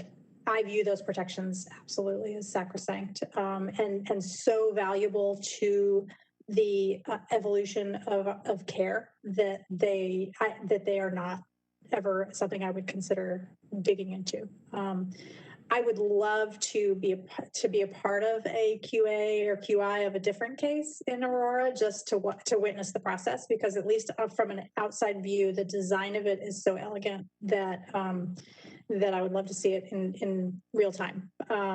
Not specifically to this case, but just in general.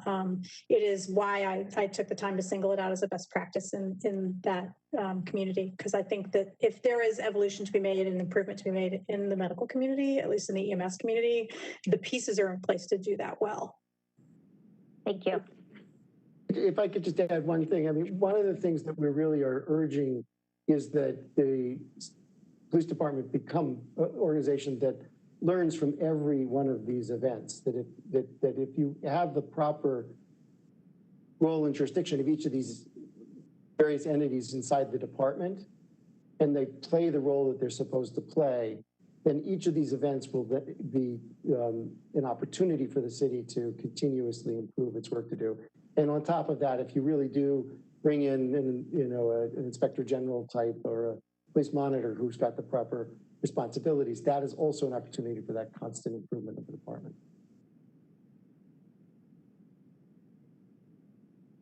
Mayor, I'm good. Thank you, Councilmember Johnston. Councilmember Berzins, you are now recognized for 5 minutes. Very intently at what y'all have said and your opinions according to the facts that you have, which obviously that's all you can go on. But I'm really bothered at your opinion that there was no reasonable suspicion to stop. I am very familiar with that area. I'm there at least once a week. And you said that it's not a high crime area. It is a high crime area, and it has been for years. I don't know exactly where you got your information, but I don't know if you knew, recently we've had so many shootings there. The gas station was robbed, people got hurt. There's drug activity in the neighborhood. And I'm saying all this just to say our police department knows that. They answer calls for crime there all the time, day in, day out, 24/7. I mean, that's obviously what they do.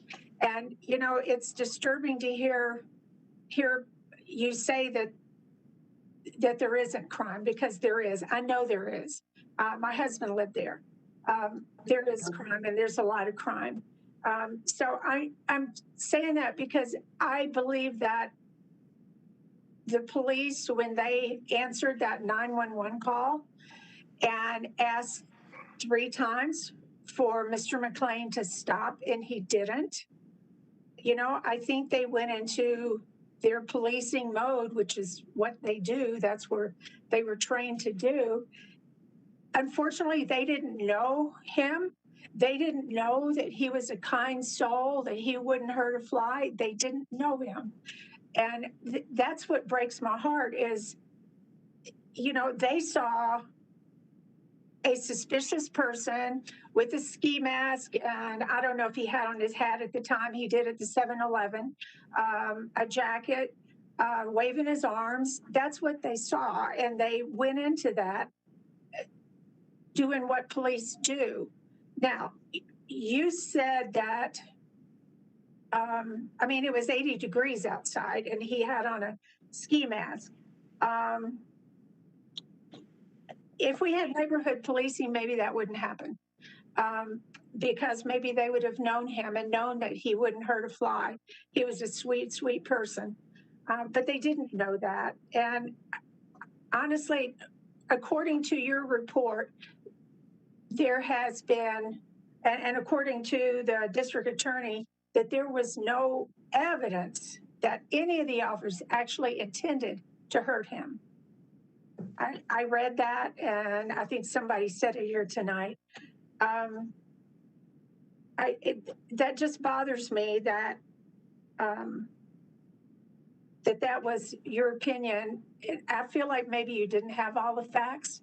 I don't know, you know, did you check out the lighting in that area? You know, I just feel like maybe you didn't have all the facts, and there was some reasonable suspicion.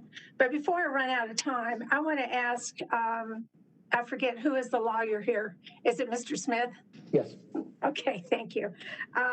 What, you know, this has been going on for a year and a half, and it's sad that it hasn't been concluded yet, but as you've stated, there are more investigations going on. But what happens to people that are arrested but not given, say our police, you know, if we had thrown them in jail or whatever, but they weren't given their due process? What happens to people that aren't given due process? So a couple of things. If I might, with the information that we received about the crime in that neighborhood came from the city. We asked for the city for a heat map of crime, and that's what we relied on in our report. That's the basis of our information. We were not able to travel to Colorado because of COVID. Would have liked to have done that. It's the first time I've ever been involved in an investigation of this sort where I've not been able to be on the ground. And that's unfortunate, but we live, yeah. We're all in the COVID time. The weather that night was in the 60s, according to, it wasn't in the 80s, it was in the 60s. And when the officers observed Mr. McLean, he was simply walking down the street. He wasn't waving his arms. He wasn't doing anything unusual. That wouldn't have mattered for the analysis of whether or not they had reasonable suspicion or not. Courts have looked at the question of presence in a high crime neighborhood. Does that give you reasonable suspicion? The courts have said, no, it does not. Was wearing a mask, does that give you reasonable suspicion? No, it does not give you reasonable suspicion. But wearing a mask in a high crime neighborhood doesn't give you reasonable suspicion. Wearing heavy clothes on a warm night doesn't give you reasonable suspicion. You need more than that. You need to know that you need to have some evidence that there's a crime that is being committed and the officers didn't see anything that night that would have, you know, at least according to the video that we saw, the 911 call we listened to, the video that we saw in the interview with the officers, no one identified a crime that they thought he was committing or was about to commit. So it is not uncommon. Could you answer my question? Councilmember Berzin, your time has expired. And I didn't get my question answered. Councilmember Berzin, your time has expired. Thank you, Mayor. Councilmember Marcano, you are recognized for 5 minutes. Thank you, Mayor. So I want to circle back to internal affairs, and I just want to start with that I strongly agree with some of the comments made about democratizing the agency and kind of using positive reinforcement as opposed to just punitive approaches. And that suggestion was actually very timely because I actually had a constituent reach out over the weekend about an incident that occurred near their home. They captured the whole thing on camera and they have audio. They gave that audio to PD as, you know, with the ask that, you know, they would love to lend their expertise as an attorney and someone who has experience in the criminal justice world to actually use this as a positive reinforcement and a teachable moment for some things that could have gone wrong, but also to highlight all the things that didn't go wrong. So my ask to you is, are you familiar with a more open process that would allow residents to work with internal affairs or the department generally speaking to better policy before we have a catastrophic event? And we, to be proactive as opposed to be reactive. I think that there are agencies across the country that could be looked at to have a little bit more open environments and involvement of the community in internal affairs. Every agency goes out and looks for those type of opportunities, those type of lessons that they can learn from that. In Tucson, I'll speak just from personal experience, we had an independent police auditor, and it wasn't a monitor, and a monitor is like when you have to prove that you're doing certain things. An auditor was another way that the community could approach the department and say, we feel that this was done wrong, or we feel that this wasn't looked at appropriately. They did not have subpoena power, but they had a very good working relationship where we met monthly and we talked about the different cases. So there's mechanisms like that. What we would suggest is Aurora go out and look at the different type of community involvement mechanisms that get the community involved in situations such as officer review, training, policy development, and find what works for Aurora, what people want to do, and incorporate that into the department. Okay, thank you. So on a similar note, the city will soon, hopefully, be standing up an independent review board pending the conclusion of the Community Police Task Force report on this matter. I'm curious, in your experience, what model of review board has been the most effective, and how would you try to integrate such a thing with internal affairs? So those. Okay, go ahead. Go ahead. No.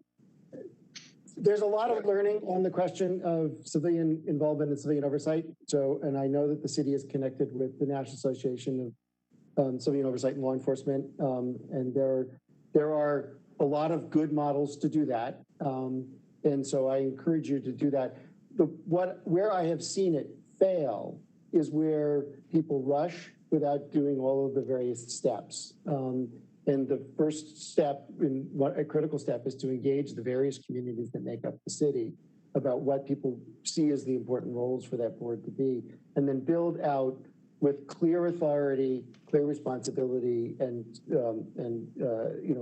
the kind of lack of ambiguity about who's doing what's going to happen in those reports. Do they have subpoena power? What staff do they have? What investigative authority do they have? Are those reports public?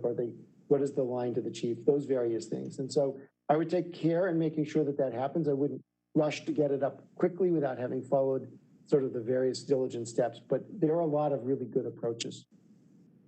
Okay, so you don't have a specific one that you would recommend then, just kind of follow the communities? I really like an inspector general model personally. I think a civilian complaint review board that receives complaints, and separately an inspector general or a police monitor with subpoena power and reporting authority is the model that I have seen in other places work the best.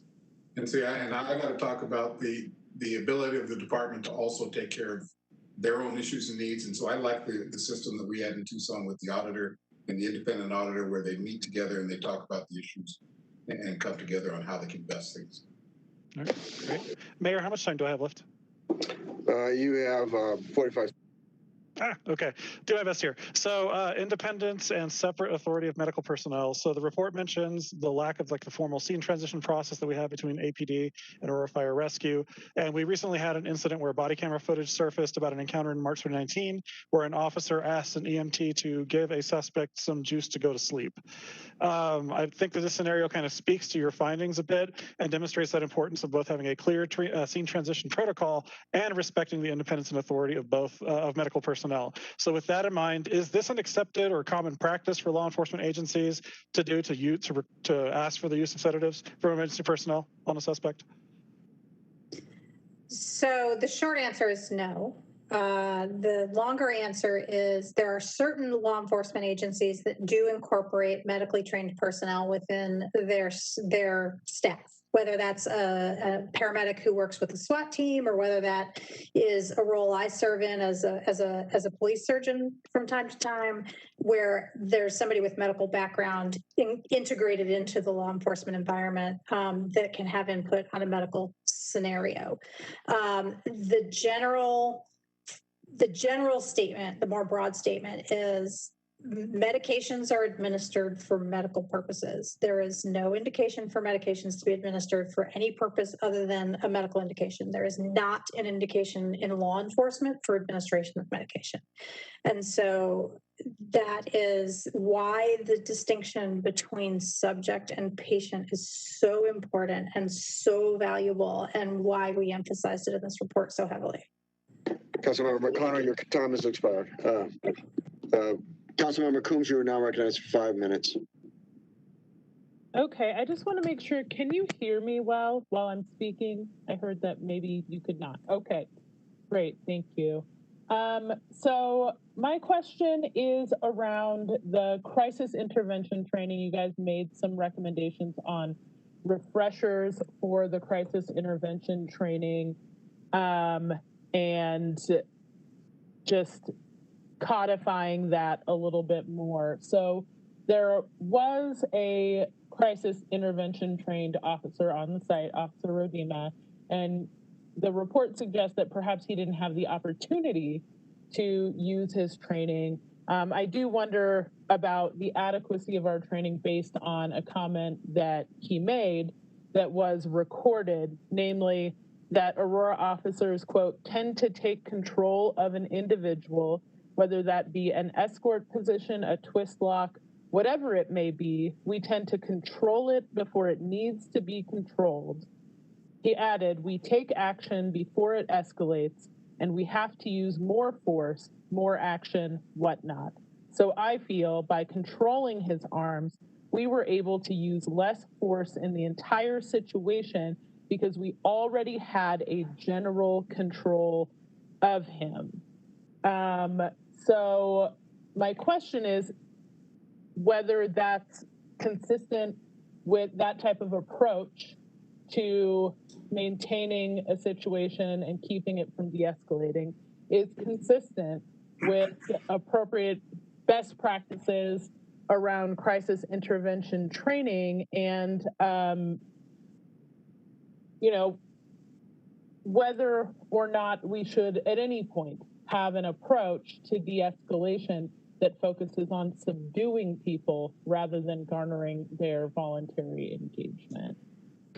You bring up quite a few, I'm sorry, Jonathan, you want to take crack, or I can do from the practitioner side, in that you bring up some points there, in that the statement that you were referring to, I think, caused some concern for us as well. And if you look at it from the viewpoint of, if an officer has reasonable suspicion or probable cause to take someone into custody, then that may have a little bit of merit before they think they're going to get violent, something to try and minimize that. But the emphasis behind crisis intervention training is to give the officers the ability and the tools to deal with people who may be experiencing behavioral or mental health issues or emotional issues, so that you don't get to the point of using force.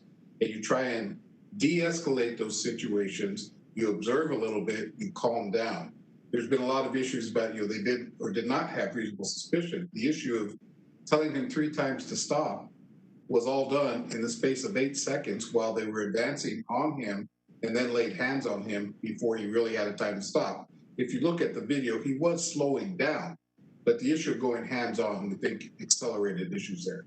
Crisis intervention would probably say use time, distance, and separation to try and calm the situation down to alleviate or negate the need for use of force. I think one clarifying point is that we actually didn't, one of the reasons it was an area of concern is that we actually did not conclude that Mr. McClain was in crisis at the time, although, you know, and we do commend the city for its change in policy on suspicious persons. I think that that was a very important change that emphasized the need to use time and space. But I agree with the chief that you did not see crisis intervention training on display that night.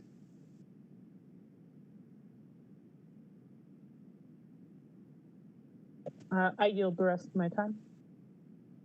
Thank you, Councilmember Coombs. Mayor Pro Tem Bergen, you are now recognized for 5 minutes. Thank you.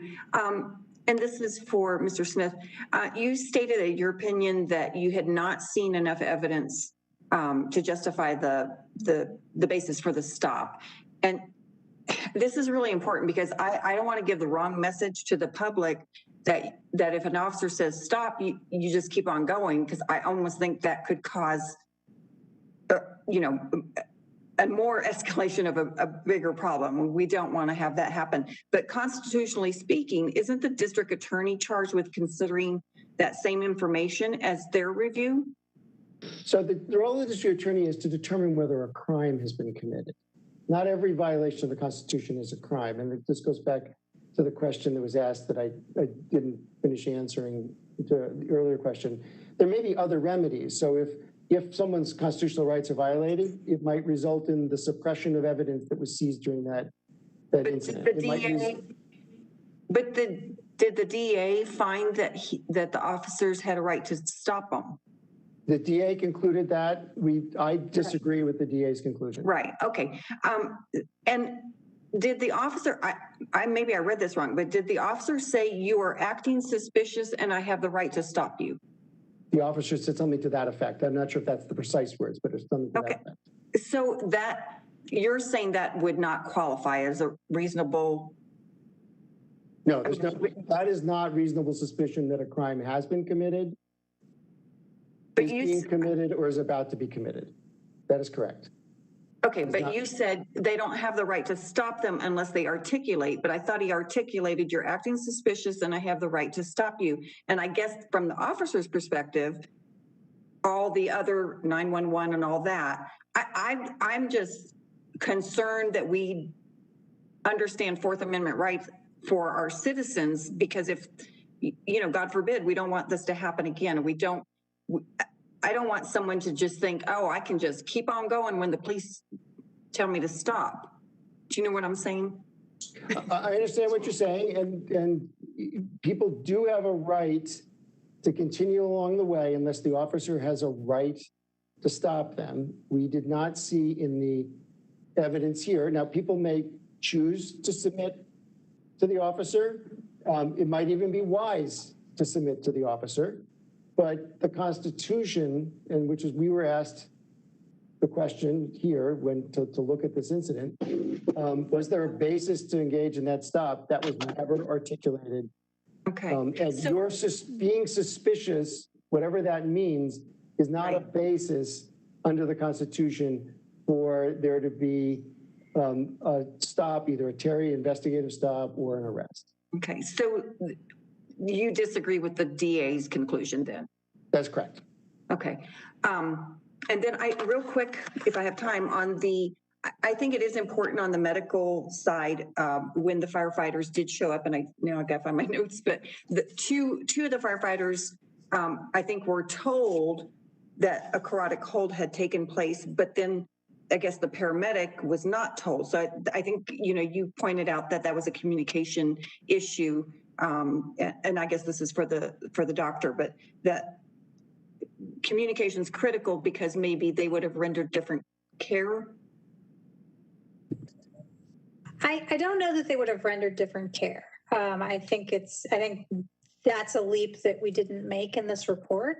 But I think that based on what we had is we have clear video body-worn camera evidence that at least one or two members of that medical crew were standing face-to-face with an officer who said he had a carotid hold performed, he had loss of consciousness, and then in the subsequent interviews that were done with the paramedics, the two paramedics, the two senior people who are decision making in this setting, who are not the people in that video, by the way, just to be clear, but the two senior paramedics who are really responsible for Mr. McLean's care, both said that they were not aware that he had a loss of consciousness. Not necessarily they weren't aware that he had a carotid hold, but that he had not had loss of consciousness. So in your opinion, though, if they knew that he had a carotid hold, is it in other departments, is it a different medical procedure once you know, oh, the carotid, well, we don't allow it now, but a carotid hold happened, so therefore I'm going to check ABC? It's hard to say. To me, it's a fundamental misunderstanding in the information that was conveyed about why they were called. If they were called because the officers had to call them under policy for the carotid hold. However, had the officers called them for a different reason, had they said, we have a legitimate medical concern here and we want you to look into it, that may have prompted a different level of evaluation. Or he had a carotid hold with loss of consciousness and thus we want, we need you to check him before he. So very, very many of these EMS interventions where there's mandatory calls result in EMS coming and being like, yep, you're fine. We pull out taser barbs and, off you go. And they never come into the EMS realm as a patient. They revert back to law enforcement custody. In the cases where they do ultimately become patients and go into EMS custody, then that is a transition that needs to occur in a more formal way. Thank you very much. Thank you, Mayor Pro Tem Bergen. I want to